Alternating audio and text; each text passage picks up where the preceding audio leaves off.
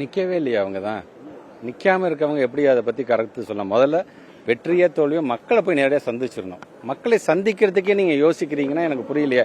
நான் வந்து எனக்கு நீங்கள் ஓட்டு போட்டே அவனெல்லாம் நான் வரமாட்டேன் அப்படிங்கிற மாதிரி இருக்குது. ஜனநாயகத்தில் பல இப்போ நாங்கள் திராவிட முன்னேற்ற 75 வருஷம் கட்சியாக இருக்கிறோம் என்று சொன்னால் பல வெற்றிகளையும் பார்த்துருக்கோம், பல தோல்விகளையும் பார்த்துருக்கோம். அதுக்காக மக்களை போய் நாங்கள் என்றைக்குமே பார்க்காம இருந்ததே கிடையாது.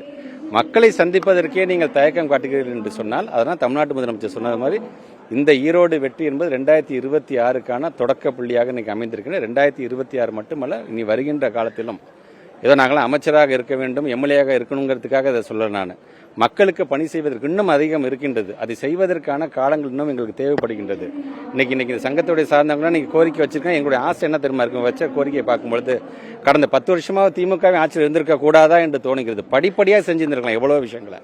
அப்படிப்பட்ட ஒரு ஆதங்கம் தான் இருக்குது. அதனால என்றைக்குமே மக்களோட மக்களாக நாங்கள் இருக்கின்றோம். மக்கள் அதனால தான் எங்களோடு இருக்கின்றார்கள். அதனுடைய வெளிப்பாடு தான் மக்களுக்கான வெற்றியாக இந்த வெற்றி, எங்களோட தமிழ்நாட்டு முதலமைச்சர் உழைப்புக்கான வெற்றியாக இதை நாங்கள் பார்க்கின்றோம். இல்ல, அவருக்கு தமிழ்நாடு முதலமைச்சர் துணை முதலமைச்சர் சொன்ன மாதிரி அவரை பற்றி பேசுவதற்கு நாங்கள் விரும்பவில்லை. இப்ப ஏற்கனவே இது வரைக்கும் போக்சோ சட்டத்தின் மூலமாக யார் யாரெல்லாம் வழக்கு பதிவு செய்யப்பட்டிருக்கின்றதோ அதில் குறிப்பாக ஒரு 46 கேஸுக்கு மார்ச் மாதம் 10ஆம் தேதி ஒரு ஃபைனல் ஆர்டர் கூட வர இருக்கின்றது. அதில் சில தரவுகள்லாம் நாங்கள் பார்க்கும் பொழுது இது வரைக்கும் ஒரு 11 பேர் குற்றம் நிரூபிக்கப்படாமல் விடுவிக்கப்பட்டவரும் இருக்கிறார்கள்.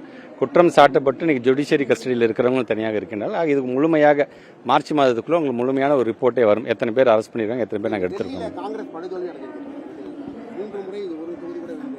இல்லைங்க, இது நீங்கள் காங்கிரஸ்காரங்கள்ட்ட தான் கேட்கணும். நீங்கள்